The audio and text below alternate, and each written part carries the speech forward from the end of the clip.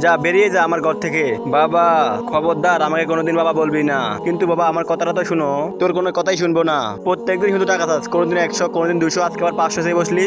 যখন নিজে ইনকাম করবি তখন বুঝতে পারবি টাকা কামানো কতটা কষ্ট।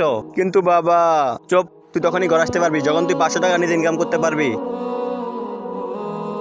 যখন তুই 500 টাকা ইনকাম করতে পারবি তখনই তুই ঘর আসতে পারবি। হ্যাঁ মালিক, আজকে কাজের অনেক চাপ, দুজন লোক আরো লাগতে পারে। ভাই আমি কি কাজ করতে পারবো? আল্লাহকে ভালোবেসে থাকলে তাহলে এই ভিডিওতে লাইক সাবস্ক্রাইব করে দিও। হ্যাঁ তুমি কাজ করতে পারবে, কিন্তু প্রত্যেকদিন 500 টাকা করে পাবে। ঠিক আছে, আমি রাজি আছি।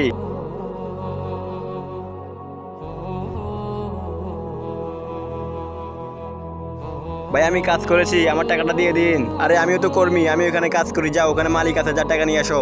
এই নাও তোমার আজকের টাকা, তুমিও নেও।